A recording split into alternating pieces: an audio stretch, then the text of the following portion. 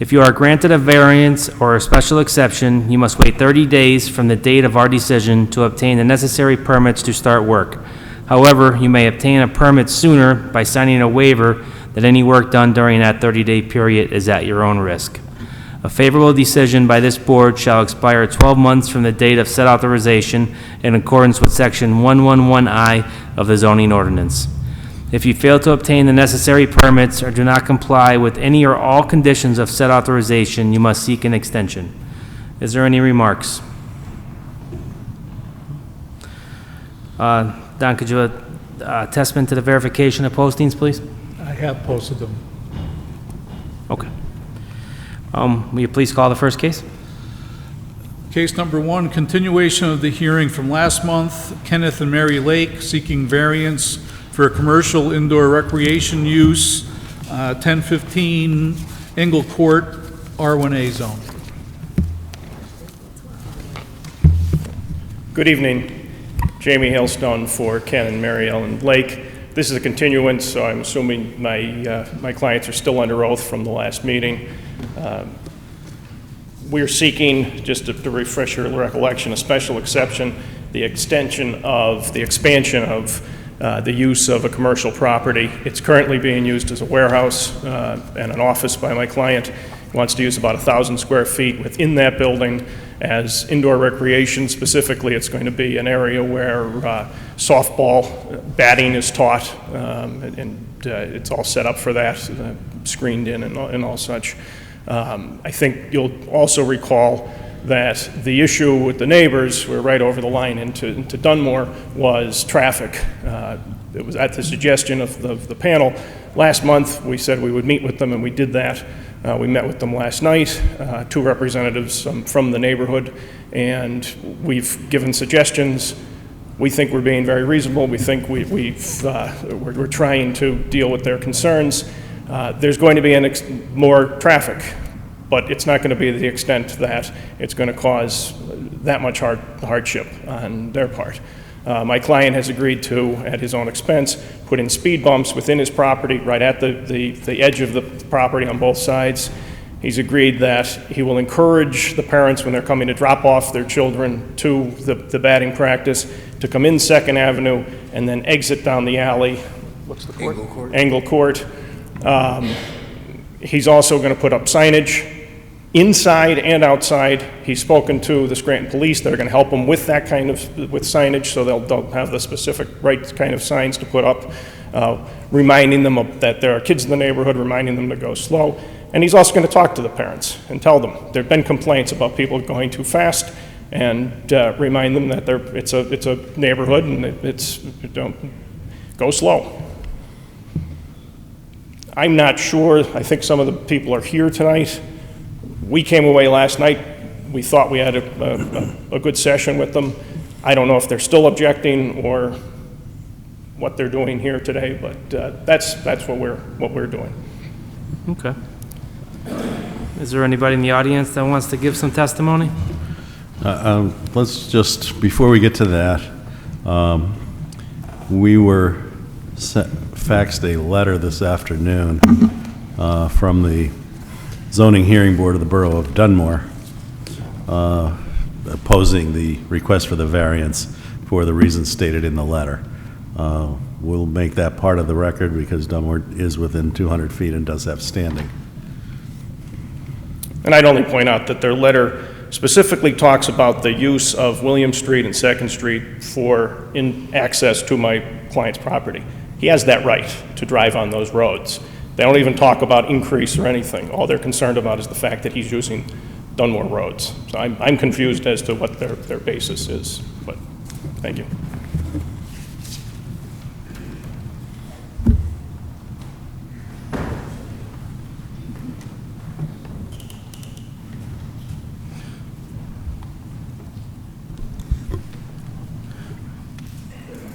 You raise your right hand, please. Do you solemnly swear the testimony you're about to give is the truth, the whole truth, and nothing but the truth, so help you God? I do. Name and address, please. Justin McGregor, 1107 Wheeler Avenue, Dunmore. Okay. Thank you. And Heidi McDonough, 1103 Wheeler Avenue in Dunmore. Thank you. So in regard to that letter, Dunmore had sent that because we had voiced safety concerns. However, last night, we had a very productive meeting with Mr. Lake, Mrs. Lake, and Attorney Hailstone, and they have assured us that they're going to police all the parents that are using the facility. We do have one major concern, and I don't know if the zoning board can enforce this, but Angle Court, we're requesting that be used as an exit point, because based upon the math, it's going to be an extra 4,700 cars a year, trips coming through the alley. So if we can cut that in half and have the parents who come in exit out of Angle Court, have the speed bumps and the signage, we wouldn't be opposed to it. We want to work with Mr. Lake. I don't think we can force traffic anyway, like on a public street like that. We can't, as a condition put into our decision. I don't think we can do that. Dan, am I correct in that? I think we can ask but not enforce. Right. The city to put up signs to that effect. Right. But we cannot make that a condition, am I correct? We can't, no, because we can't enforce that. Right. But we can make the speed bumps a condition. Yes, yes. I think we could ask Mr. Lake to put signs on his On his property, yeah. No exit at Second Avenue, and signage to point people to exit towards Engle Court. And that was part of our discussion last time. No. And when I say urge, that's our concern too. People might turn around and thumb our nose at it. So we're going to make sure he's going to talk to them and encourage them to do that. It'll be easier for everybody. Well, you can put a sign where Second Street comes in and say, no exit this way. As long as it's on your property, you're allowed to put that sign.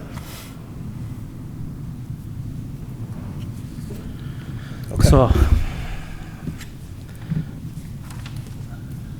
yeah, that's the main concerns. The only other concern, because my garage is the one that's, well, my property's more immediately adjacent to the lake's property, just that no one would be parking like behind our parking pad, because that has happened over the past year with people just waiting around, not directly in back in, behind our cars, but it makes it very difficult to pull out. So I would just be more concerned with, other than what they've already discussed, parking in the alley, because it's already so congested as it is. is it possible to try to, if you want to come up to them, come up to the microphone. I mean, I understand their parking lot is large, but I don't Yeah, know why they were definitely. back there to begin with. If you can just raise your right hand for me. Do you solemnly swear the testimony you're about to give is the truth, the whole truth, and nothing but the truth, so help you God? Yes, I do. Name and address. Mary Ellen Engel, Lake, 621 Clay Avenue, Scranton. You're going to speak too? You can give your name and address. Okay. I just want to say, last year, we had to put a water line in, so part of the parking lot was blocked off, and that's what happened. But that's all cleared up, and it's okay. Are you going to be able to help with the traffic, maybe advise them or put up a sign to try to exit? Is that possible? Yes, that's Okay. possible. I mean, And it Phil- seemed like these people are being very reasonable and they want to work with you guys, and I'm glad you guys did come to some happy medium. Yeah. It's 3 cars an hour. I don't know where 4,000 came from, but it... I wouldn't get into it. You came to a compromise. Don't start turning that dirt over again, That shocked me, the 4,000. Well, I know, but you're digging up an old wound, is what you're doing right here, Okay. so just let it go, All right. you know? You know how women are, though. I'll inform my client to be quiet. Please do. So both parties are in agreement? Is that what we're hearing here? I mean, I can understand what the woman's saying about their people parking behind her pad, and I think that's going to fall on your clients to make sure, and if necessary, have the city put no parking in alley. It's illegal to park in an alley to begin with, so maybe we'll have to ask the city to put signage up in that court that there's no... That would be Yeah. done. Okay, well, Dunmore, I mean, that could be something that you're going to have to ask It Dunmore. is technically a street, however, it is not a street by any means that you would call a street with 2 cars being able to go back and forth at the same time. I just want Well, to I live make in that South Side, and that half the 'cause you streets are know. the same size. I was up there Right. today. So, I I mean, mean, you do it's a the- street. Yeah, you do the wait and you wave and you let the person go by. Yep. So that's what we're talking about. We're not talking about a two-lane street. I know, but like I just said, come over to South Side, and you'll see the same street Oh, I know. throughout the whole thing, so. Yep. But I'm talking about the alleyway. I'm not sure where your property abuts or anything, but if it's in the alleyway, ask them where to post it, that there's no parking in that alley. And this way, if it keeps them away from your parking pad, again, Yeah. I'm not sure if it falls on the street or the alley. That's the thing, like, everybody that doesn't have a parking pad parks in the alley. So, Well, Yeah. that's, you know, I know. you're against a rock and a hard place, as they say. Yeah. So, are we in agreement then? Yeah, we're okay with it as long as, you know. We're gonna add the speed bumps. bumps, yeah, can Yeah. we make sure the speed bumps is And, added to that as a condition? yeah, we just want to make sure that our children are safe and. Was there anything else that was agreed upon that we need to put into this? Was there a number of speed bumps that you guys agreed to, or We agreed on two, one at the Second Street and one at Angle Court, so. is that, can we do that, Dan? no Two, matter is that? what We could do they're that. gonna go, They're gonna be slowed down before coming in Yeah, and that- exiting. You can make that a condition, sure. Okay. We missing anything? No, So maybe, just the speed bumps came into play? maybe a discount on Phil Rossi baseball services for the kids. I'm sure he'll agree to that. Sure, he'll take care of that. Is there anybody Well, else? the only other thing we talked about was putting up no exit signs. Yes. Back on Second, so. If you guys can, your client could handle the no exit signs, like to direct people out to that one area, like that they were gonna be on your property to do it.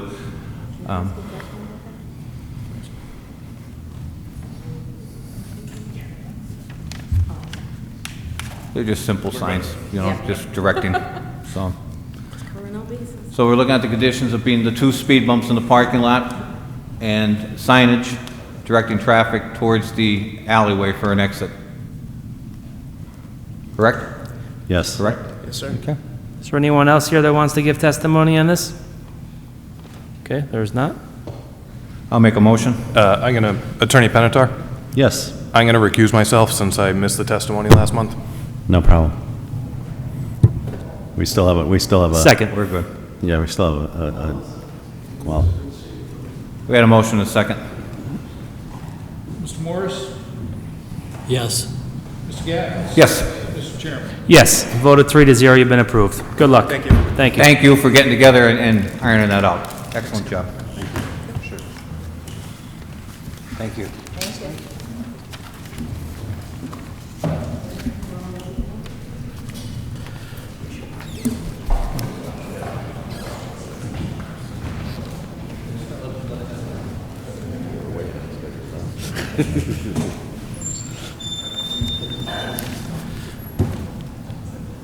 Do you want to call the next case then? Case number 2, AT&T Mobility seeks variance for installation, relief from setbacks and fencing requirements for commercial communication antennas, small cell facilities at the following locations. We want to take them one at a time, or let's put them all together, and if there's any testimony as to one particular one, we'll go with that. Site A, 2300 of Boulevard Avenue, Park Gardens, near the corner of Boulevard and Morel Street, R3 zone. 1027-1001 Ridge Row, University of Scranton, rear of Long Center, institutional zone. 1130 Mulberry Street, near the corner of Mulberry and North Webster, CN zone. 1000 Remington Avenue and Maple Street, light industrial zone.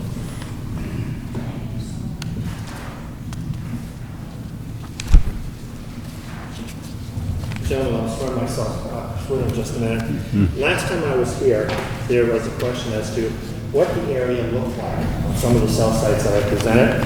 So this time around, I've printed some of the, in fact, not some, the areas for the location.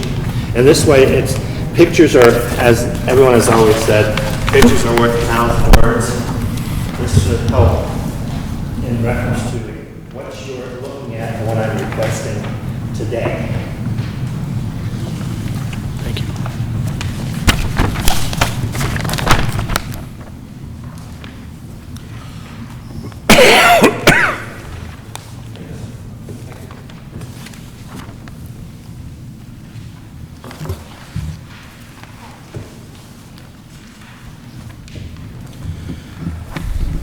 You want to raise your right hand? Yes, sir. Okay. Do you solemnly swear the testimony you're about to give is the truth, the whole truth, and nothing but the truth, so help you God? I do, sir. Name and address, please. My name is Michael, last name Ozer, O-S-E-R, 39 Fairview Avenue, Mount Pocono, Pennsylvania, 18344.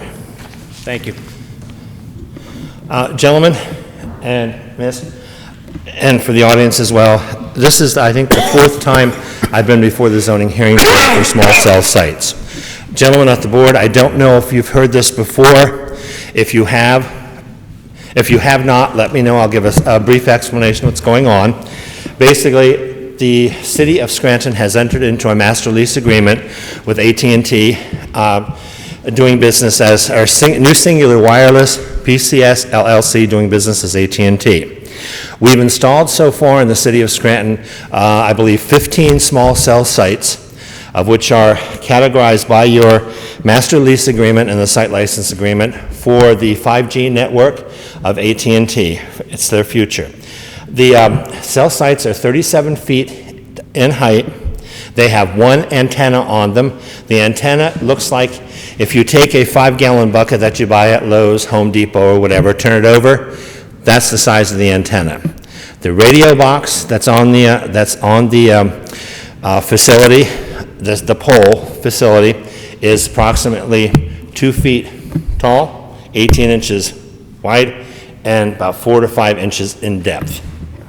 Now, with the agreement we have with the city of Scranton, we pay you rent, or I should say we pay the city of Scranton rent, and if we cannot put an electric meter on the site, we reimburse the city for the electric.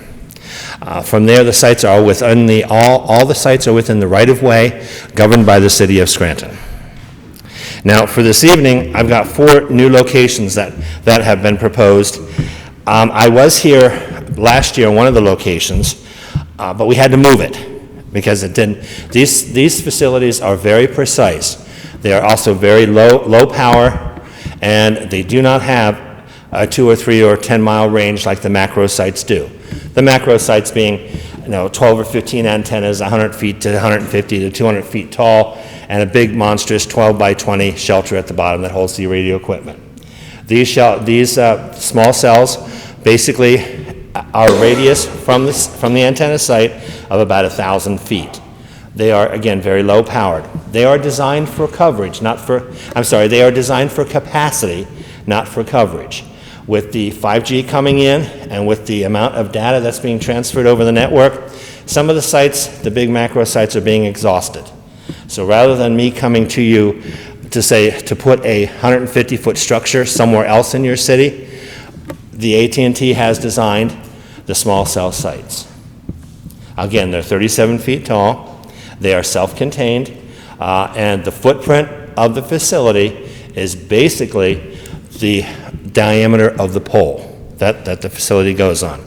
Some of them are going to be street lights, of which we've taken out, in the past, we've taken out some of your street lights and put in a new pole, a new street light in the facility on that. We've planted regular telephone poles or utility poles, put street lights on those. And again, they're all within the site, they're all within your right-of-way. So they do not encumber anyone else's property, they encumber your right-of-way. And from there, the maintenance on those is done by AT&T, so we maintain them because we don't want the pole to fall down and the radio equipment being on the ground. So we do maintain it. Now, in the first set of pictures that I have, and I hope when you see this one and these 2 pictures, they're the pictures that you see of 2300 Boulevard Avenue, which is in the intersection. It's near the Park Gardens. We are actually within your intersection, in the right-of-way. We are going to put a facility the street light that's there is going to be removed. It belongs to the city of Scranton. It's going to be removed, and a small cell facility will be put in its place. Mr. King, I sent does the board have the engineering diagrams, or? Okay. Now, the engineering diagrams that I forwarded to you are not construction drawings. They're zoning drawings. Their specific use is for location, height, and design. Once hopefully you give the approval for these 4 locations tonight, I cannot go out and build the site. I have to get your code enforcement office, and which is approved by which is approved by both all your departments within the city. I still have to get a building permit and an electrical permit. So I cannot, even in 30 days that, of the approval of this, I still cannot build because the construction drawings are not complete. The construction drawings are engineeringly designed to make sure that everything is within the standards of all engineering documents and regulations from both federal, state, and your local. Now, in reference to that, the second site is actually, if you see the snap-on, we're replacing that Verizon pole. That pole happens to be about 29 feet. We're putting in a brand-new pole. And the area that's around it, the address that was given on the application that's actually on your zoning drawings is 1000 Remington Avenue. That is not really correct, but we had to deal with 1000 Remington Avenue because that's the address that Verizon has on their records for the pole. If I were to put another address on, they'd be lost because they deal with address and specific locations. So that's number 2, and that one there is listed as 1000 Remington Avenue. Again, that pole is about 29 feet. We're taking it out and putting in a 37-footer. The pole is 1 unit. In this particular instance, the pole is 1 unit. It's a 45-foot pole that's delivered to the site. This pole will be removed, and from there, the other pole is placed in its location. The wires and leads that you see on the pole are placed in their exact location as they are now, except the AT&T equipment will be at the summit, the top, and the radio control box will be on the side. The next site is on your plans, is going to be at 1130 Mulberry Street. It looks something like this. That is actually a PP&L pole. And we have both with Verizon and PP&L is coming very quickly, a master lease agreement. Verizon's already signed, sealed, and delivered. The PPL pole is probably about 30 days away from their master lease agreement. So I've forced the issue with AT&T to bring this to zoning now, only because I had 3 other sites going in, and to bring this one by itself in a month would be kind of foolish and also a waste, hopefully not a waste of your time, but it's more prudent to have it in with the other 3. And the second picture is just a distance of where that pole is. Again, this pole is existing. It will be removed, and from there placed, a new pole will be put in its place. Now, the 4th location, and I believe it's listed as is number B, 1027-101 Ridge Row. The oddness of the numbers, 1027-1001, is that when you do a right-of-way, there's really no location in E911 for a right-of-way location.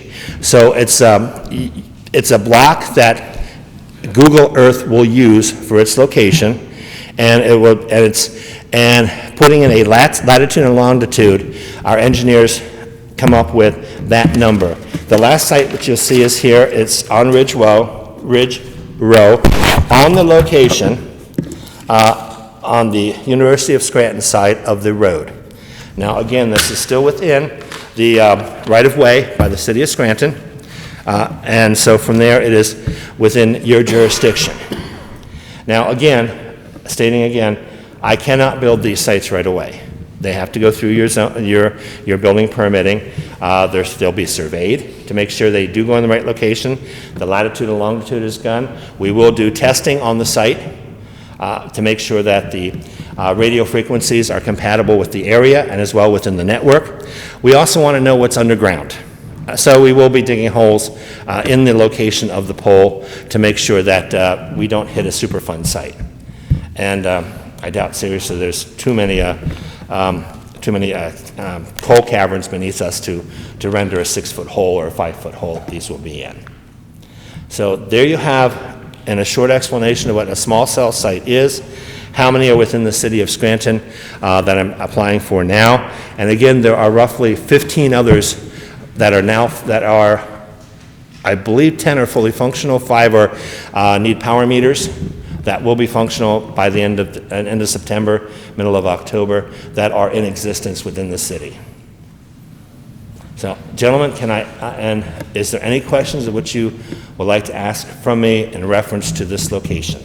And again, if anyone was not on the board last time that I was here, I did not know, or else I would have presented you with some of the background information from before, what the sites look like. But I do not have any, and the company Galtronics is who have the antennas. That's the manufacturer of it. They don't release the antenna because they're in very much demand. The description I gave you of a 5-gallon pail turned upside down is good. And for the cabinets that you see on the pole, they are actually in existence now. When you see a Comcast, or in this area, Zayo and/or I believe RCN or some other cable TV equipment that's on the poles, you'll see some of those that are on the poles. They are similar design. Again, but these are specific for radio frequency. Do they produce any noise? No, sir, they do not. They are quiet. Right, and there are no generators attached to them. Now the site does have a few batteries inside of them, but not a lot, because basically of how small the site is. Now, a question that has, I'll ask a question and I'll answer it. I've gotten a lot of questions from boards and from audiences. Is it wireless? A small cell site goes into the fiber optic network that's within the area, right? Basically, the only thing wireless on that small cell site, because it's needed for its capacity, and not for coverage, the only thing wireless on that small cell site is the cell phone or mobile unit that is using it. It has the capacity for the capacity of a great deal of transfer of information because it runs into the fiber optic line. And again, it transfers to the hub, and I believe this hub here for this area is in Taylor. I was in that hub. It's monstrous. It is huge. From there, the computers take over and send whatever else it needs to do to get to the other end of the line, meaning the other one who's making the call, or from live streaming of cameras and movies and stuff like that. And again, kind of off tangent, no, they do not make any noise. Just by way of housekeeping, the location at 1000 Remington Avenue is in an IL zone, so that technically is a special exception as opposed to variance. The variance is for the other three, but it is allowed as a special exception in an IL zone. So are we going to vote that one separate then? We could. Yeah, I we think should. we should, yeah. Mr. Benatar, do you want me to come back on another meeting? No. Oh, okay. You're going down, so Okay. you're allowed to be less Okay. intrusive. So yeah. Okay. Gentlemen, is there anything else that you'd like to know about the system? In reference to radio frequencies, we are within FCC standards. We have to be. From there, again, we'll build it to the specifications of the city code enforcement. Is there anybody in the audience that wants to give testimony?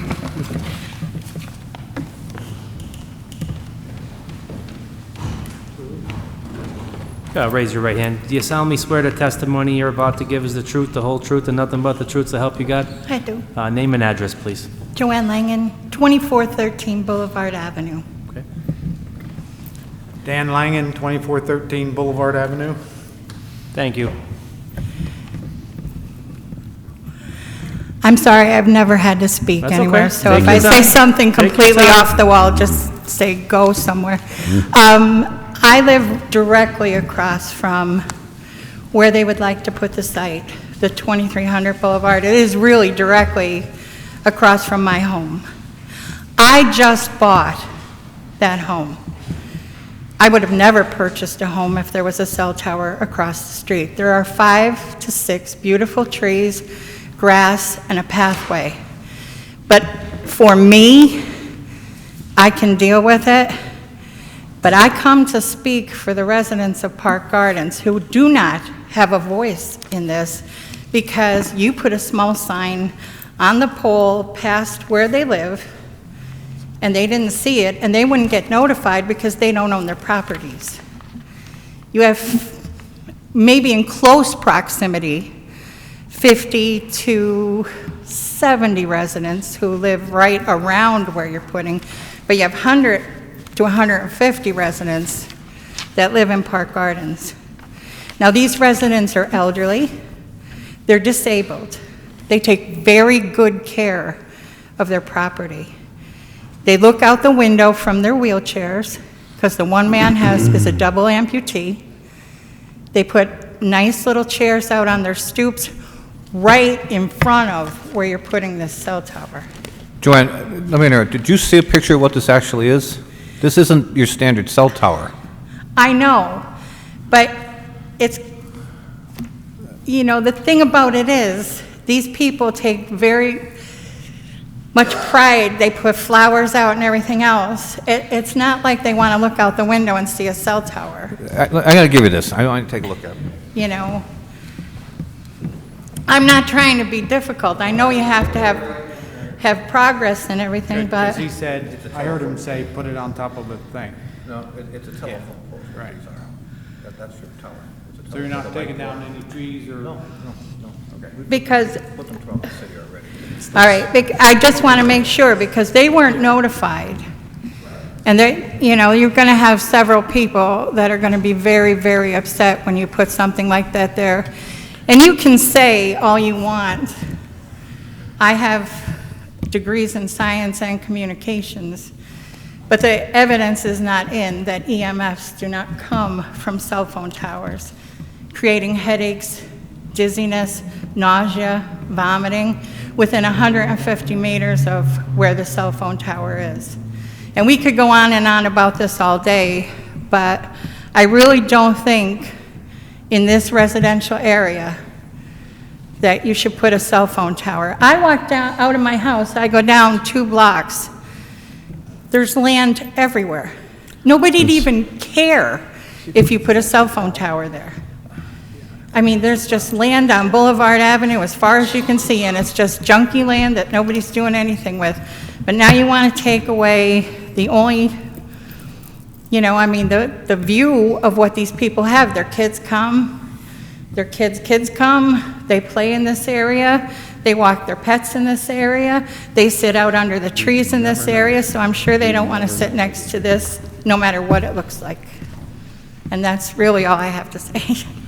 It does seem like most of the pictures that we got, they are in more commercial areas. Is there a reason why you picked this residential area to put this tower? Yes, sir. If you go back to the microphone. Yes, sir, because of the capacity and the use that is being generated by the AT&T subscribers in the area. So I mean, it has a specific need within the residential area. And you'll find them too, like one of the other ones that we have is there are several by each of the hospitals in the city because of the need for the coverage, not for the coverage, for the capacity of the use of the network within that area. And in reference to what you said, the pole here is going to be artistically designed to match what's there.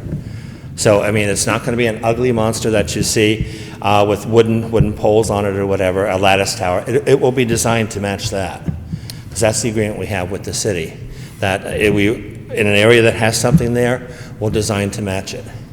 So will this new pole have a light, since it's going where there's currently a light? Yes, sir. In fact, it will have 2. Okay. One of the lights will be for the sidewalk, and since its height can substantiate, it'll have a light for the highway, for the road as well. Basically, a light for the sidewalk looks similar to what's in the picture, but a light for the highway will have a similar design, but it reaches over the highway. Okay. For illumination.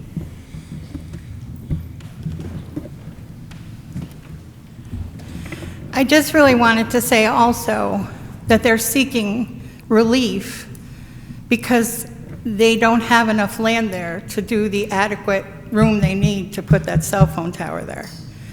They need relief from setback and relief from fencing requirements, and they're sticking something in there that doesn't belong there and it doesn't have enough room to be there.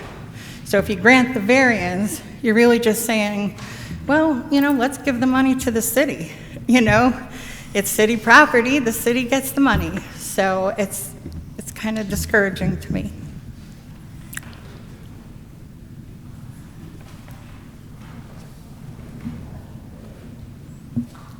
I'm sorry, sir, did you want to speak to? Yep.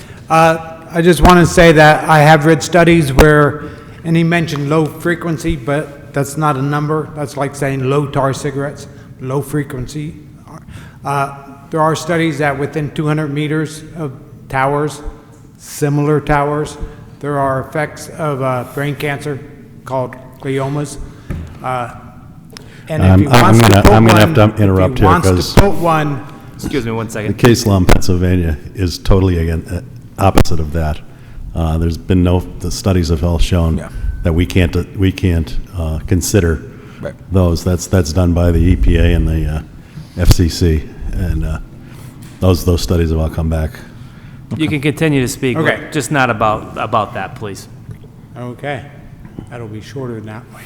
If you want to put one, if you wanted to put one though, I mean, Parker House is within a half mile, and where Parker House was, now it's big parking lot. Oh, or why you would put one at the bottom of the hill where Marywood is, which is probably the major uses, and at the top of the hill, they could have access to Marywood, and they could have access to the hospitals better than at the bottom of the hill where Boulevard Avenue is. Our assumption when we came here was that they were going to cut down trees and, you know, put in a big thing. So I'm grateful that they're not. Nonetheless, it's still 50 yards from my front door. Thank you.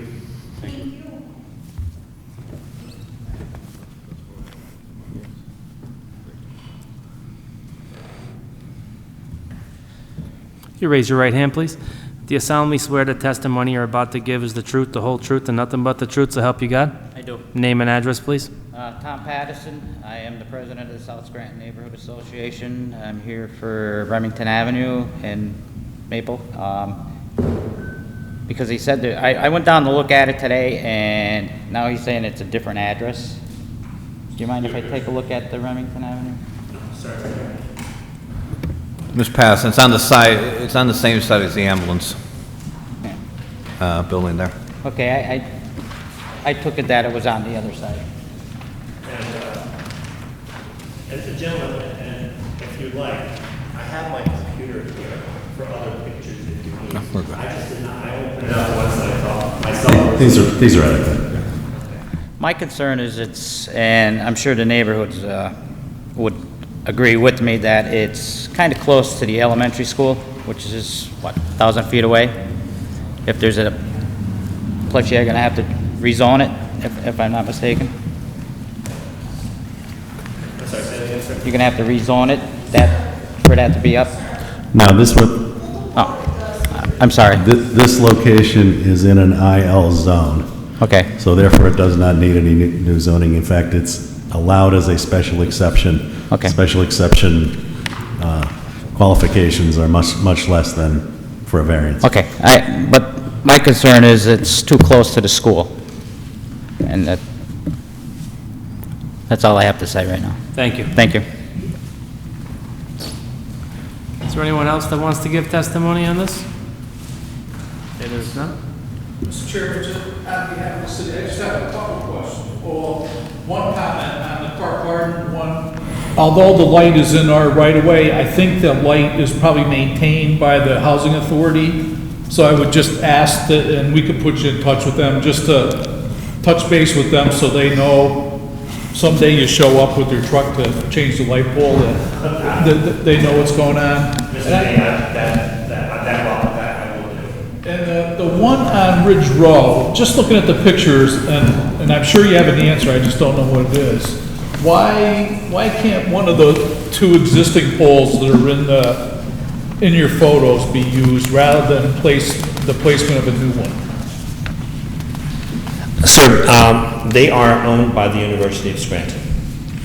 The light poles that you have there, they are owned by the University of Scranton. Let me get to the right picture so I know what I'm talking about.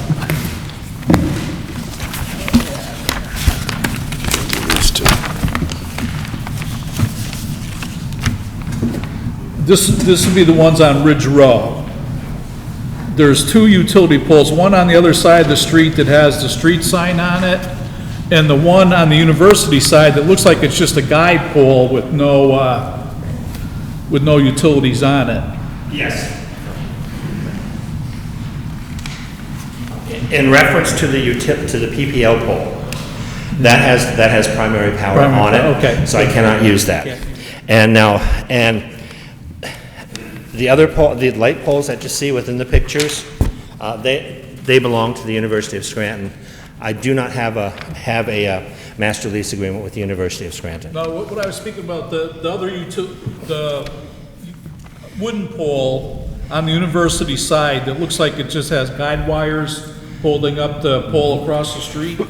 Sir, that is also, again, that's owned by PP&L. Yeah. It was decided not to use that pole by our radio frequency.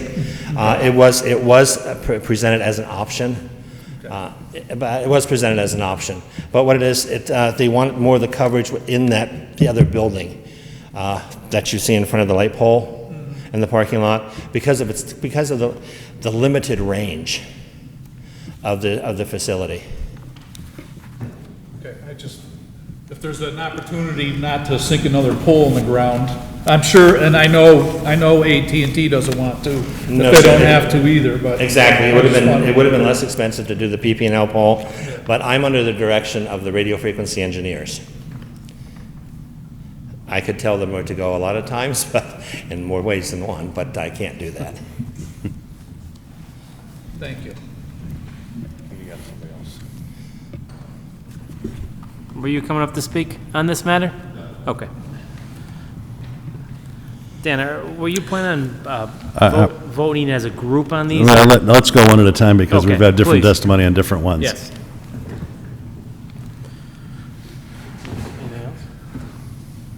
Well, the first one, and I'll just take them in the order they were presented, is the variance for the Boulevard Avenue site.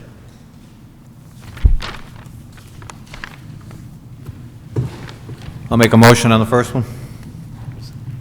Second.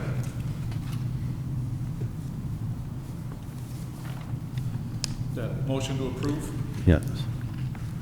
Made and seconded, so. and second. Mr. Marks? Yes. Wait, Mr. Morris? Okay, I'm sorry. No. Mr. Gaddens? No. Mr. Chairman? No. Voted 3-1, you've been denied on that one.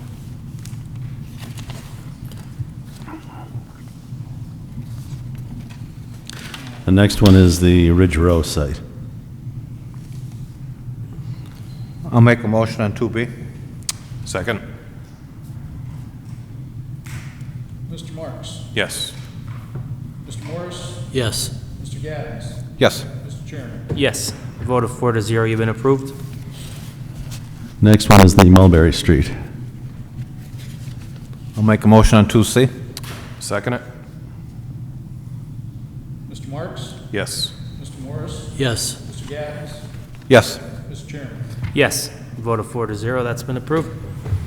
And the last one is the special exception on the Remington Avenue site. I'll make a motion on 2D. I will second it. Mr. Marks? Yes. Mr. Morris? Yes. Mr. Gaddens? No. Mr. Walsh? Yes. Voted 3-1, you've been approved on that one. Thank you. Thank you. Good luck.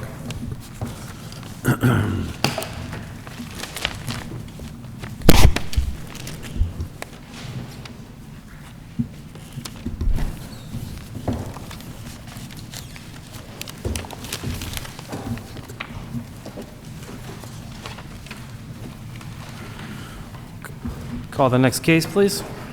Case number 3, Michael Stock seeks variance from side and rear setback requirements for an addition to his home at 1524 Penn Avenue, R1A zone. Can you raise your right hand, please? Do you solemnly swear the testimony you're about to give is the truth, the whole truth, and nothing but the truth to help you God? I do. Name and address, please. Sam Borgia, 1520 Madison Avenue, Dunmore, PA. Can you spell your last name, please? Borgia. Thank you. Thank you. We submitted an application for a building permit for 1524 Penn Avenue to build a two-story addition to the rear of the home, and we needed 2 setback variances. The rear setback is 16. We needed 25. The right setback was 310. We needed 8 feet. As part of our design on the right, if we modified the design in the original conversations, we would have been into the exact amount of area needed or distance needed. So we're applying for 2 setbacks to build this addition. So if I'm hearing you correctly, you're looking for relief on the right-hand side of the building, the new addition in the back, to take it, the existing 8 feet, it looks like, if I'm reading your document right, down to 3 feet? 3 feet 10 inches. Okay. It is. And in the rear, you're looking to reduce it from, is it 16? 16. It needs to be 25. It's 16. So right now, what's the measurement from the addition, the house itself to the line in the back? The line in the back after the addition would be 16. Okay. 25 is needed. But it is an old retaining wall with a lot of space behind that wall. And most of the houses in that neighborhood exceed the back existing line today. So the property line of this house here is beyond that retaining wall? Is that what you're saying? No, I'm saying the back of the new addition would be 16 feet after it was completed. And there is a retaining wall and then land after that. Right. I was looking at today. So you're saying you'll have 16 feet left over to get to that line? We will, which in many of these homes down there, there's sometimes less than that on this block anyway. I just want to get clarification on what we were looking at today.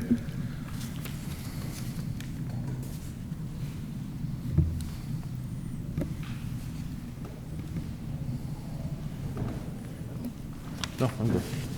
Is there anybody in the audience that wants to give testimony on this case? There's not. I'll make a motion. Second it.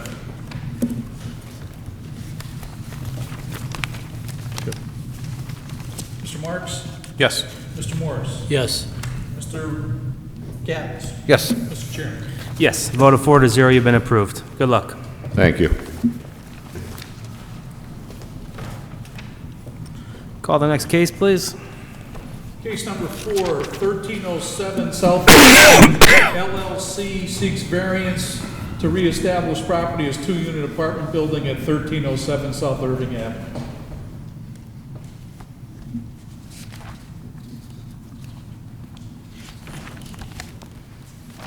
You raise your right hand, please. Do you solemnly swear the testimony you're about to give is the truth, the whole truth, and nothing but the truth to help you God? I will, yes. Name and address, please. Jean-Louis Vorberger, 572 Finswamp Road, Lakefield, PA, 18438. Jeanlouis, last name Vorberger, Vorburger. You may proceed. So on a couple months ago, on on the 8th day of May 2019, there was an agreement entered with the county, with the Court of Common Pleas of Lackawanna County to develop, to have the right to develop the property again, and it required also to obtain the authorization to make it a 2-unit. So I filled out the paperwork to do so. and I'm here to obtain, hopefully, the approval to make it a 2-unit, as it has always been like that. The parking availabilities are present. We keep the property in good shape, the grounds and so forth, and now we would like to restore it to what it was before. What happened to the original variance you were granted back in 2014? Like, what happened in that time period that you didn't develop that property? At that time, it was pushed onto the demolition list by previous representative of the city. I don't know why. I asked the reason, and at that time he said no, it will not be granted anymore, and no permits. So I had to seek. He said I need to go through to the courts, and that's what I did. And finally, after a long time of negotiations and so forth, with the city council, the attorney representing the city, an agreement was entered into in front of the judge, and therefore now we are following exactly the agreement which was entered on that day, and it's one of the components. It's number 8 F. We have to say, if a multi-unit is desired, approval from the zoning board would be required first, as this is an R1A zone. So in my opinion, it's just doing the same thing as before. It's costing a little bit more money to have to come again in front of the board. Yeah. Did you have Maybe I can clear up what the past history was. We did approve this for 2 units back on November 12th, 2014. When someplace, again, the city's a mystery, but someplace along the line before he got his permits, this was put on the demolition list. So then he had to go through the proceedings to get it off the demolition list. And it ended up going to court. So we've gone through these steps. And finally, on May 8th, 2019, the city and the owner here entered into the stipulations that are really set forth on number 8 on the attached stipulation with our stuff. And the first one of which is actually number F, which it says, if multi-units are desired, approval from the zoning board would be required first, as this is an R1A. So he can't get to the other 7 until he gets approval from here. I was just wondering if he received his approval from the zoning board, and did he let the time lapse between the approval and to where he started work, and it went backwards then? Again, I know. the city records are kind of sketchy, but regardless, according to the court case, it ended up on the demolition list, and therefore he couldn't get his permits. Okay.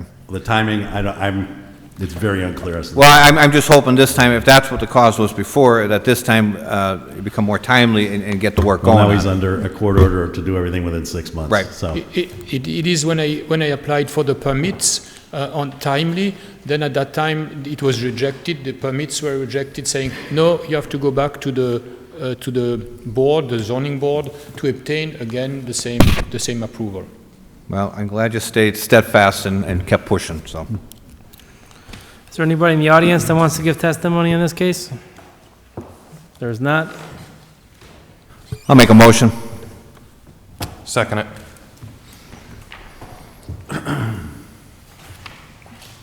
Mr. Marks? Yes. Mr. Morris? Yes. Mr. Gattens? Yes. Mr. Chairman? Yes, vote of 4-0, you've been approved. Good luck. Good luck. Call the next case, please. Case number 5, Paul Kramer seeks variance to construct a personal use storage-only garage at 640 Willow Street, R1A zone. You raise your right hand, please. Do you solemnly swear the testimony you're about to give is the truth, the whole truth, and nothing but the truth to help you God? Yes, I do. Name and address, please. Paul Kramer, 715 Willow Street, Scranton. Can I approach you? I have some more Sure. information.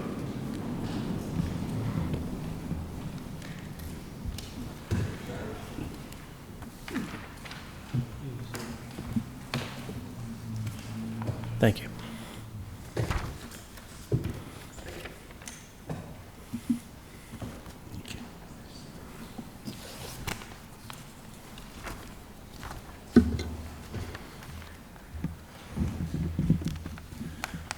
live a half a block away from that property, and I would like to build a garage.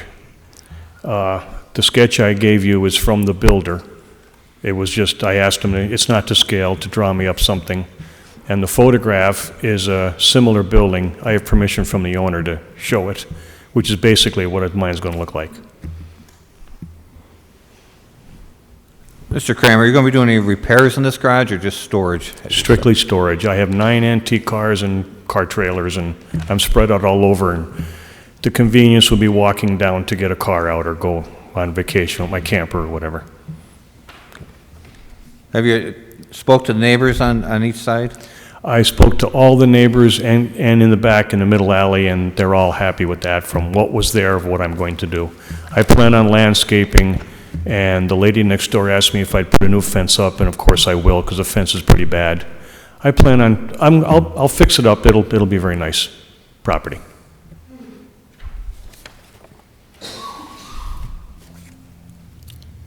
I'm using a reputable builder also. He's done work in the city. Are you going to be putting electricity in the building and heat in the building? Just electricity. There'll be no heat, no water, no utility. Just electricity for lights and a couple outlets for a battery charger or whatever. Dick, could we put on there that this would be strictly storage, even if this gentleman does not own this property in the future? Yes, on behalf of the city, that's what we would ask. Yeah. I'd be fine with that.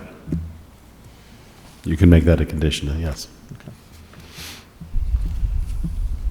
And the fence you're talking about, I mean, you're going to put it up for the neighbor? You said you're definitely going to put the fence up? I'm sorry. The fence that you talked about with the neighbor? Yeah, when the construction is finished, I'm going to have the fence put up. We can put a condition on there. Is there anybody in the audience that wants to give testimony on this? I'll make a motion. Second. With the condition, right? Correct? Make a motion with the condition of the, that it can only be used for storage facility now and in the future. And we'll put the condition on that the fence be installed once the construction is done, on the right-hand side of the building. Fence on right-hand side? Yeah, looking at the building on the right-hand side. That'd be with the property owner at 638. I'm sorry? That'd be between this property and the property at 638. Correct, Yep. correct. Yes, there's a alleyway that separates the building on the property on the other side. Yep, we're good. Mr. Marks? Yes. Mr. Morris? Yes. Mr. Gattens? I don't know if we had a first and second on this, did we? Before Well, we we Yes. did, but Okay, good. the conditions were... Okay, I just want to make sure. Yes, And Mr. Chairman? Yes, vote of 4 to 0, you've been approved. Good luck. thank you, good luck. Thank you. Call the next case. Number 6, 10 Navarro, I'm sure I'll kill the name.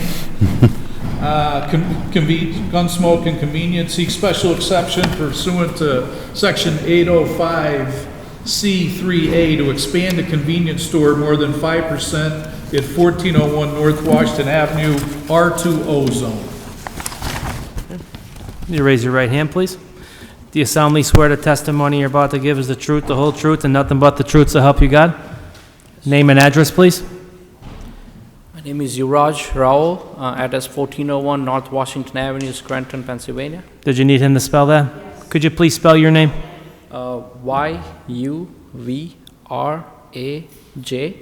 Last name is Raul, R-A-O-L. Go ahead. You want to... One. Yeah. Name and address. Sean Bingham, S-C-A-N-B-I-N-G-H-A-M, City of Scranton. You may proceed. Gentlemen, what brings us here tonight is he doesn't understand what's going on. So what brings us here tonight is he took a 5-year lease over by the jail, the Gunsmoke store.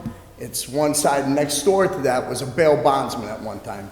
So when he took the lease from the owner of the building, who still owns the building, he owns the store and he leases the store. Somehow along the way it gets opened up and they're using coolers on the other side, the bail bondsman. We don't know when the bail bondsman exited the building. We have no idea. So what had happened was Kevin Katz from NEIC came down and did an inspection. So when he does an inspection, he said, the last time I did an inspection, this work wasn't here, this wasn't like this. So he stopped. Pat Hinton said he needs to get a permit for that work. So I have a specialty license in the city of Scranton to work in a commercial building. So they call me, I go down there and I fill out all the paperwork. Well, at that point, Mr. King, I believe, got involved at that point and said that being it was used over 5% of the store, they took over 5%, not Raj, the other Raj who owns the building, owns it. It was open up when he went in there. They said we have to come back to zoning. So his plans are to open up a cold deli. And were you in the building today? No, but you said, how long has he owned this? Here, 1 year? Because there was people here not too long ago for that space. What, when to it open was, it up? yeah. Not us though, right? No, it was empty at that point. I There don't was, know who opened it. I'll be honest, I don't know who opened up. I didn't open it up. I went down and gave a permit in order to pull the permit, because if somebody does it, I don't know if you're familiar with that, if you have an HIC license, can't work a commercial. I got one without paying anybody for it. I have a license, a specialty license on my merits. So at that point, they called me to go down there and to pull a permit for that work that's already done. I didn't perform the work. Mr. Spadoff, one of the inspectors, went in there and took pictures of it. We have him on camera that he was taking the pictures, which is fine. But he went in, I guess, do you have the pictures here today, Mr. King, or no? I don't have the pictures now. So what's the question? I mean, we don't know. What the basic thing is he wants to put a cold deli there. And Mary Foley has already, he's currently right now getting self-serve or serve safe, whatever that is that you have to do that. Safe-serve. No hot stuff, it's just a cold deli. So ultimately, I guess we're here. I don't know why we're here. And nor do I think anybody else. I think we're here to say what? I'll explain why you're here. You applied for a permit basically to expand the store into the next storefront over. It's an R2O zone, which is a residential/office zone, which doesn't allow as a permitted use a convenience store. So our ordinance allows you to expand up to 5%. If you go beyond 5%, they need a special exception from the zoning board to do that work. So that's what. So based on that, what we saw today, is that including the expansion, or is there something No, proposed? Again, we don't know. There's a pre-existing Neither do we. convenience store that's been there for as long as I remember it being there. Okay, Well, There's the a convenience convenience store. store is the first, I'll call it the first storefront on the corner. Right. Then there was a bail bonds. Right. At some point, and that was an allowed use as an office. At some point, they moved out. Now they want to expand into that next So what store. we're asking for is a special exception. Special exception to to expand more than expand his 5%. store more than the 5%. But if you went in there today, it's already there. The room is already there, the door, and he will comply with zoning as far the license and inspection department and NEIC to come in there and make sure that the work that's already been done will be up to par with, and if it's not, if I have to put a header in there because somebody opened up the walls, we don't know, we didn't touch it from that point. So if we have to open it up and put an LVL beam in there, there's no problem to do it, we'll do it. Other than that, if it has to get closed back up, it still has to have some level of a beam put in there in order to hold that. We don't know who opened it up and has the structure that. well, I would imagine this gentleman would know because he was in the store. Because it wasn't opened up a couple months ago. Yeah, I don't know. I'm being So, I mean, honest. he knows who did it. He may or may not, that's on him. Let's let him testify. Pardon? Let's let him testify so we can ask him. So were you there when the work was being done in that building? Yes. So who did the work? It was done by landlord, like Raj? owner of the property, yeah.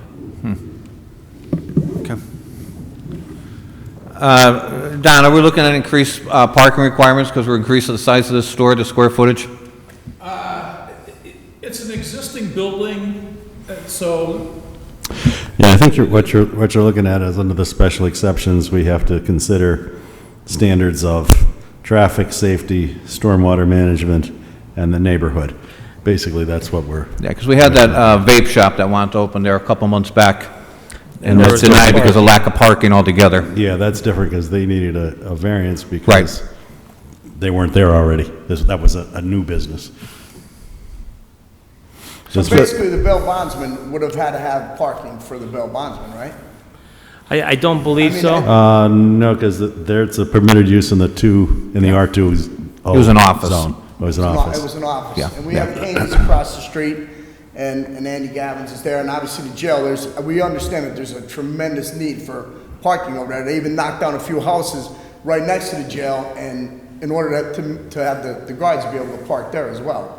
But we still have parking down the side. I don't know how much parking is there. I'm not a parking, Well, I don't think we're delving into the parking too much right now. I mean, and we can't use on-street parking. I'm sure you know, you've been here before when it comes to on-street parking. Are you taking the whole Bales Bondsman building over? Like the entire square footage of it? It's current right now, right to that back wall. Right. So if you walk in, there's two cutouts. You would walk back, and then we have a layout for I'll do the work inside there for the layout for the cold deli. And like I said, I'll pull the proper permits, and we can bring in any IC to approve, or, if something has to be fixed for what somebody else done.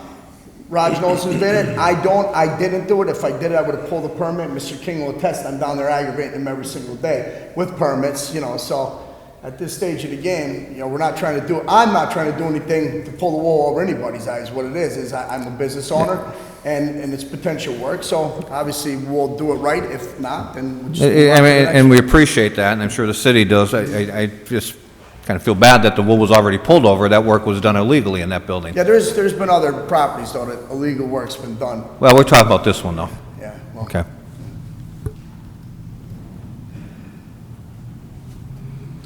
Is there anybody in the audience that wants to give testimony in this case?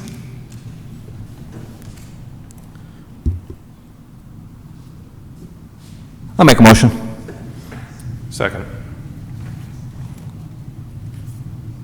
Mr. Marks? Yes. Mr. Morris? Yes. Mr. Gaddis? Yes. Mr. Chairman? Yes, vote of 4-0. Good luck. Thank you.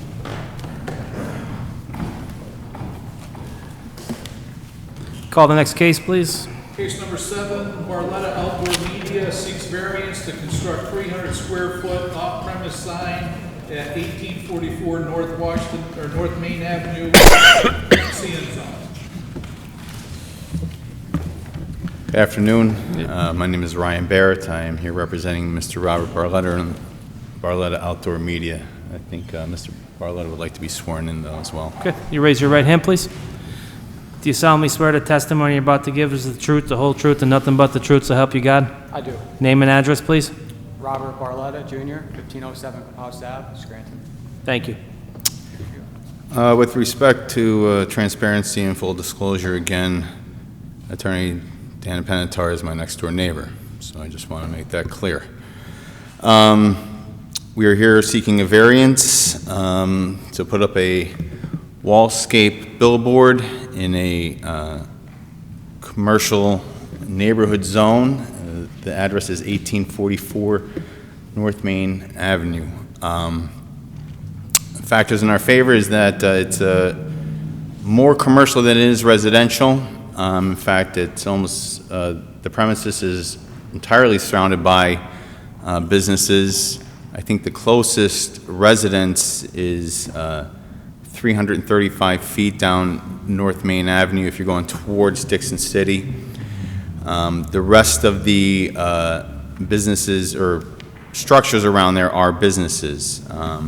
In terms of distractions of driving, I know which is always an issue with these. There's adequate safety measures already in place. There's traffic lights at that intersection with crosswalks and signage. And furthermore, the billboards would be facing, the intersection is North Main and Market Street, east and west. Providence Corners, if you're familiar with it. The billboard would be facing East Market Street. So the only time that's really going to be in view is when someone's at that stoplight heading towards town down North Main Street. So in terms of, I think there's adequate safety measures, in place already. Additionally, there was already a billboard on that premises, on that side of the wall. Admittedly, it was an on-site on-premises billboard, but there was one there already existing. So there's not an issue with the visual integrity being upset by this billboard. Again, it's going to be a 300 square foot vinyl wallscape. It's not a freestanding. It doesn't require scaffolding or anything like that. It's attached with bolts through grommets on the sign, and we request a variance in this matter.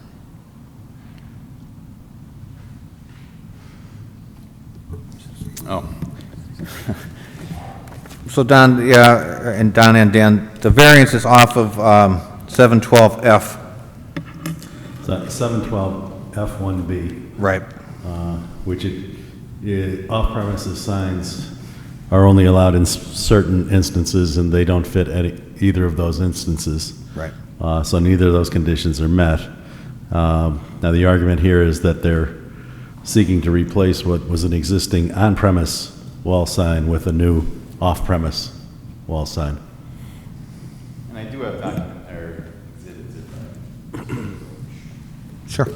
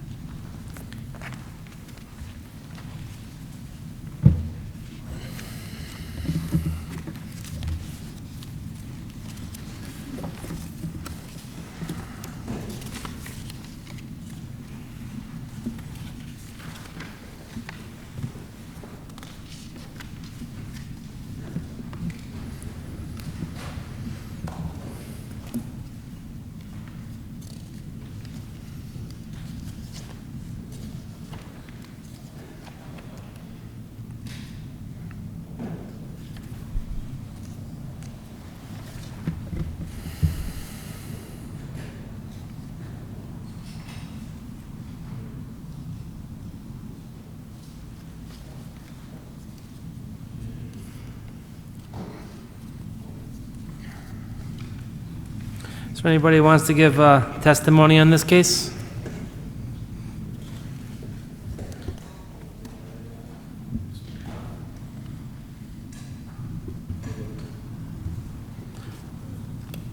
I'll make a motion. Second? Mr. Marks? Yes. Mr. Morris? Yes. Mr. Gaddis? No. Mr. Chairman? Yes, voted 3-1, you've been approved. Good luck. Thank you. Thank you. Call the next case, please. Case number 8, Jewish Discovery Center seeks special exception pursuant to 806E3 to reuse structure at 720-722 North Main Avenue as 4-unit apartment building, R1A zone. Before you can I approach for a second before we Yes. begin? Sure. Thank you.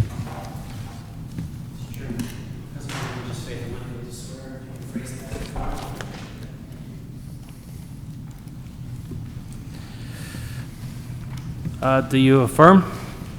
Is that? Yes. I do. Thank you.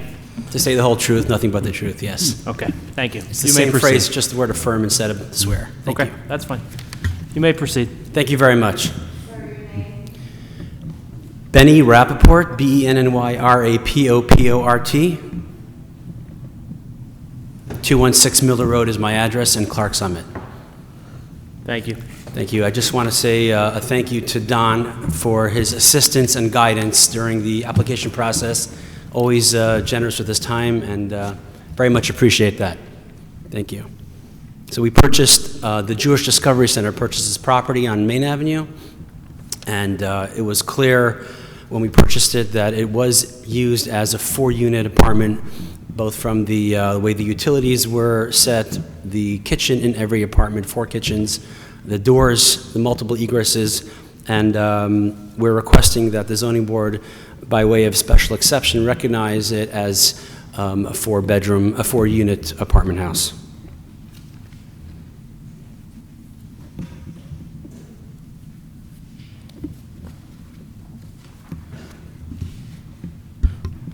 When I was over there, I see you have four spots across the alley. How does that work? So that's an agreement that I have with the original owner of the property when we purchased it to allow 4 parking spots in addition to the spots that we have on the property itself. Who owns the property across? Jerry Remick. Do you have a lease agreement with them? Or?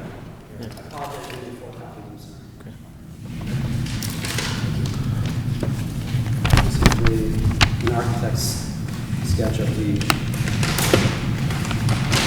additional parking.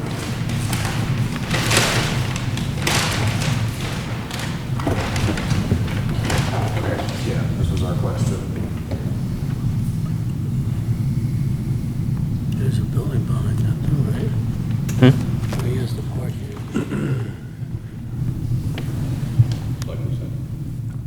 It's different. It looks like one's over in, do you need me? Looks like one's over into the grass where we were, so they're not the direction we were saying. Oh, they're all on the asphalt. There are other things parked on the grass. He has other trailers there, but there's 4 spots on the asphalt. Is that business operational, where those parking spots are leased? Pardon me? No, it's storage. Okay, that's what we were trying to figure out today was, are they There's using never that? anybody there, yeah. Are they going in and out of that bay door? No.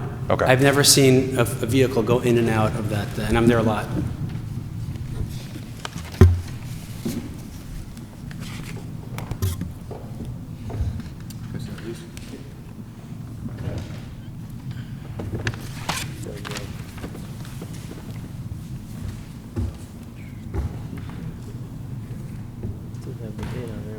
Very long.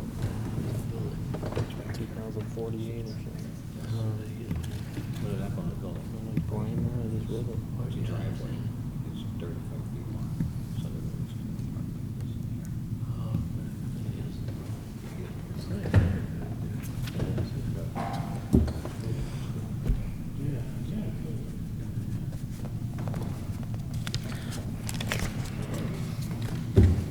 Mr. Chairman, just a little background on Sure. how we got here. Rabbi had some permit applications in that listed it as 4 units. When we reviewed it, I could find no evidence that it was ever legally 4 units.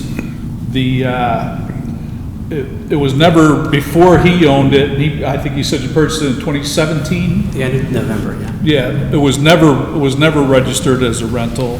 I reviewed the garbage fees that at most, going back to at least 2013, it was only paying for two garbage fees, one for 720, one for 722. It was never listed. And even the 2018 rental registration was for 2 units, not 4. And when we had met, I asked him to see if he could find some additional evidence, and he went back and he did produce us some utility bills, but even that, the utility bills show 3 units. 3 sewer bills, there's 3 electric meters, there's 3 gas meters. So I would think at best,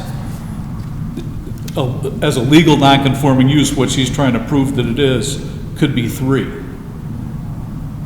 Do you know the square footage of the units? I don't. It's quite sizable, though. Yeah, it's a large home. Are there 4 kitchens, 4 bathrooms in there already, Yes. Rabbi? Yes. Would this need to be inspected again if it was approved? Yes, it would have to get a new certificate of occupancy for whatever number of units get approved.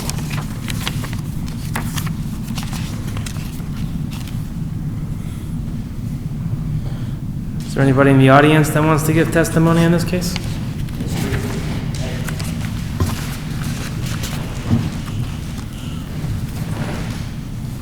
Edwin Abrahamson Jr., counsel for Nicole Millett, who owns 726 North Main Avenue, which is the property right next door. If you were over there, you probably saw there's a property with some trees in between. That's her side yard, and then she has the house that adjoins that. We were concerned about it. She grew up in that home, or was her grandmother's home, and she's never known it to ever be anything more than a 2-unit home. It's a split home. You see there's 2 entrances in the front, there's 2 entrances in the back. Until just now, we weren't aware of any right to access the properties across the alley. We didn't know, because certainly when you pull the deeds, they don't own that property. I don't know if I could take a look at that lease, please.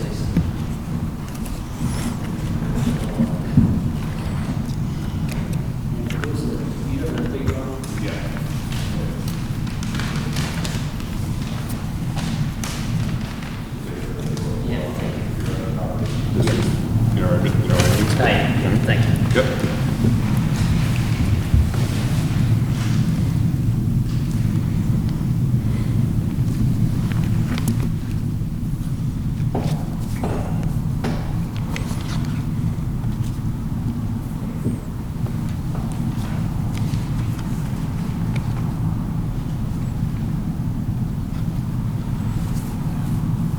This is the letter he sent to me back in July. In the 80s, they abandoned them since there was a second use. He didn't have that in his letter. That's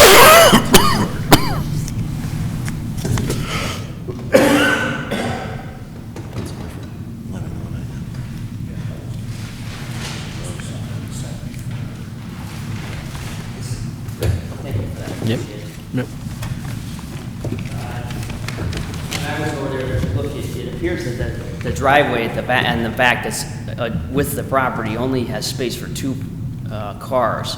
So even if he has a space for 4 in that lease agreement, it still doesn't seem that that would be sufficient, and it's never acted that way. I don't think it's an appropriate use in this R1, given the neighborhood there. If that forces parking out on North Main Avenue, you know what that's like in that area. It's very busy, and that court is way too small to have any other parking. So on behalf of the Millets, we would object to the request.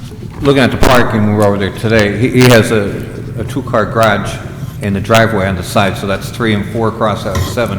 He'd be required to have 6. So, I mean, parking-wise, he has the numbers. If that garage is open for parking, I don't know that it's available. Well, I mean, we're going by his word, what he included in his detail, that it's included in the parking, so. But I'm just saying, parking-wise. The parking-wise, yep. And we're concerned with that, just as Mr. King has mentioned, it's only ever been, I don't know if he's ever produced any lease agreements or anything that truly show that it's even been a 3-unit, let alone a 4. So that's all we would have. Thank you. Thank you. Thank you. Just to respond to those comments, there are numerous multi-units in that area. I walked over on the block and looked at different houses, up and downs, and right and left. As far as the parking, is concerned, there are 2 spots in the garage, and there's 1 spot behind the house, and then there's 4 spots in the alley that we use across the alley. As far as the 3 units, when it was listed online, you can actually access it today. It's a public document. It's listed as a 3-unit with separate utilities. That's what it is. So there's no 1 or 2 units even on the table. It was a 3, and my question and my request, my application to the zoning board is, since it was used as a 4, hence the evidence of the 4 electric meter boxes, hence the 4 kitchens, hence the testimony from the owner that he lived in that house, and then when his family grew, he asked the upstairs neighbor to move out. They moved to Carbondale, and he combined it into 1 large apartment on one side. So the other side was always 2, and that side was 2. So the question and my request is that it should be recognized formally as a 4-unit. That was what appeared to us when we purchased it. Mr. Pentar, I would have Yeah. recognized all that testimony. The problem that you have is the evidence shows that there was only 2 garbage fees paid and 2 units listed on the rental registration. While I'm not saying that it wasn't used as 4 units, there's a difference between used as 4 units and used as 4 legally existing units. Right. If I can comment about the both of those items. So when we submitted the licensing on the document to the Department of Zoning and Permits, we wrote 4 units with 1 occupied. It was sent back to us saying 2 units. So The 2 is something that the Department of Zoning and Permits selected. We never said it was a 2-unit or looked at it that way. As far as the garbage bill, I don't know if it's evidence if someone didn't pay an extra bill that it's not an additional apartment.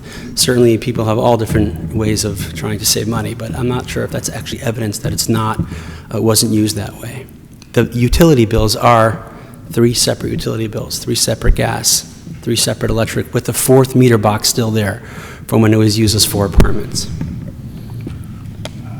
I would say that registering it for 2 garbage bills is an affirmation by the former owner of 2 units. But he was paying 3 sewer bills at the same time. So the logic, I don't get that. Now, was it an affirmation, or was it someone getting away without paying garbage bills? I mean, we know it goes on in the city.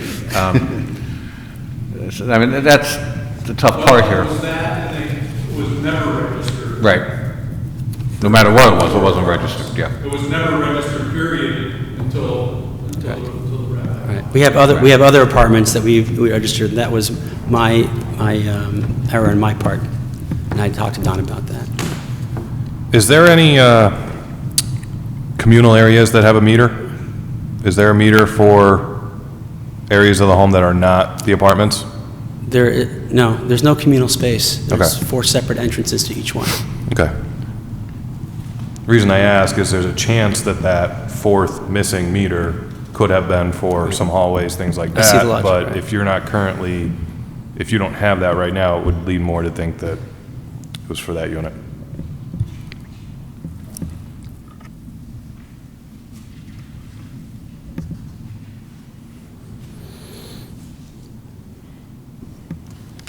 Didn't you tell us that when you bought the property, it was listed as a 3-unit? Correct. It was listed as 3 units, 3 separate utilities. It was used as 4 earlier on. So that was why we came here to say, hey, we would like to have it recognized as a 4, because it was used that way.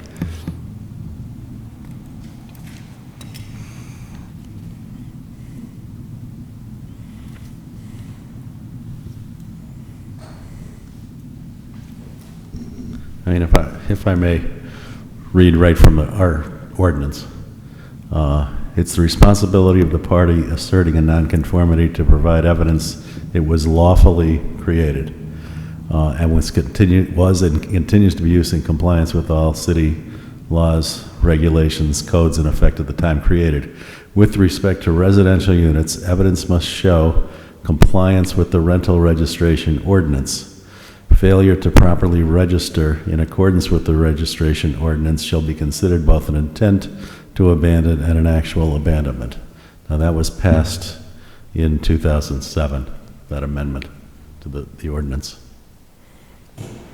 Does that fall on the previous owner, Dan? For Sure. not registering it? And- Sure. But So it's- right now, the city's saying there's 2 in there. there's absolutely for sure 2. Question is 3, and the next question would be, So, I mean, what would be the difference if you applied for 4? Like off the 2, put 2 in there? he could apply for 4, yeah. I mean, that's you can grant a variance for 4. I mean, he doesn't need a variance for 2. He may need a special exception for 3 if you find that it was always used as 3, and or he needs a variance for 3, and same thing for 4. If you find that it was used for 4 in the past legally, then you can grant the 4. I feel more comfortable. It seems to me like it's set up for a 3-unit, and I would feel more comfortable being 3 than 4. That's just my opinion.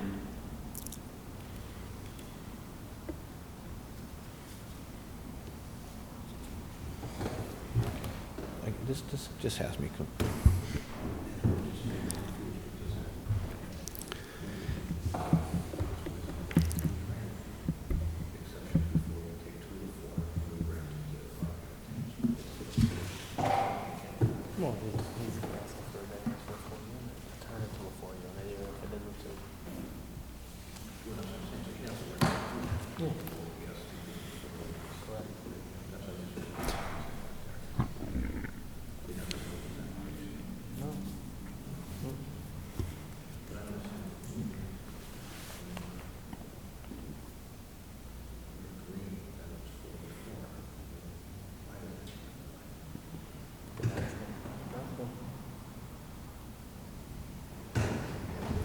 Dan, for clarification again. Okay. We've had applicants come before us before that had 2 units, and they decided to try to make it to a 4-unit building. Mm-hmm. And, you know, some we disapprove and some we approve. So what's the difference here if we're recognizing 2, legitimately that there was 2 there? Like everyone, I think, is in agreement on that. Right. So would he have to amend his application and look for 4? Well, his application is for 4. So, I mean... He's asked for 4. No, but I got a little confused when he said that we're agreeing with that it was used as 4 in the past. Like, No, I didn't say that. Maybe I misunderstood what you said. Yeah, no, I didn't. I said it's his burden to show that there were 4 legally existing units in the past. Now, you have to decide whether he actually proved that. Okay. Okay? And if that's the case, then you're under a different situation. Okay. It just, he's got 2 no matter what. Right. Okay? He's asked for 4. So your vote has to be whether you're going to allow 4 or not. And if I may, just follow up with that. Sure. I think the remainder of the ordinance is what is key here. He may have some remedies against the prior owner himself, but the prior owner has stuck him with that ordinance that requires, now it's been abandoned if it ever even existed. And so it's only 2 because that's all it was ever acknowledged as, was 2 prior. And so what private remedies he may have is not a matter for this board, but certainly he's bound by the decisions and the actions of the prior owners.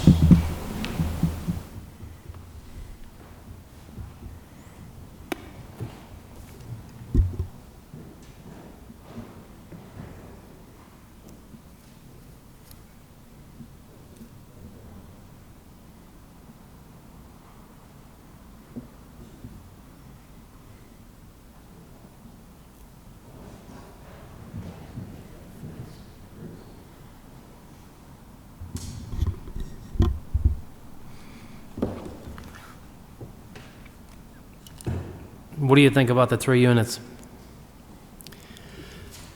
It's not ideal. It's, obviously, we're asking for 4. We could vote on the 4, or you can bring it back to 3, and we can vote on that.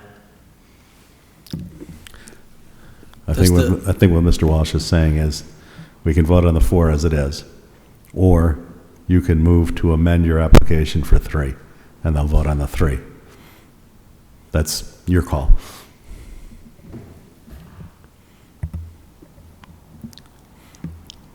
So you're saying vote on either 4 or 3? Pick one?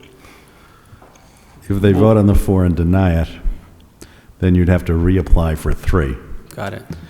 If you amend your application tonight for 3, then they could vote on the 3. Okay. Okay? And nothing to say in the future you couldn't come back for that 4th apartment down the road. And you have the availability to do that as well.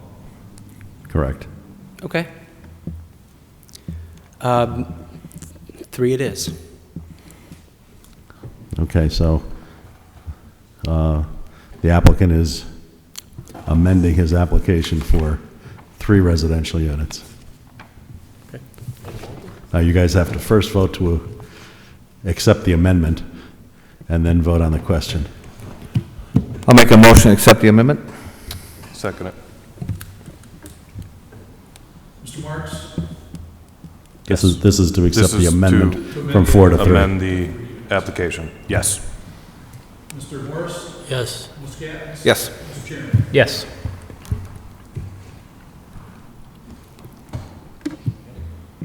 I'll make a motion to vote on the amended application. If I may, just for record purposes, since it's been amended, just on the amended exception, the millers would also oppose that request as well for 3, and that ask be kept as 2. So noted on the record. Second? Mr. Marks? Yes. Mr. Morris? Yes. Mr. Gaddis? Yes. Mr. Chairman? Yes, vote of 4 to 0, you've been approved. Good luck. Thank you. Thank you for your time tonight. Appreciate it.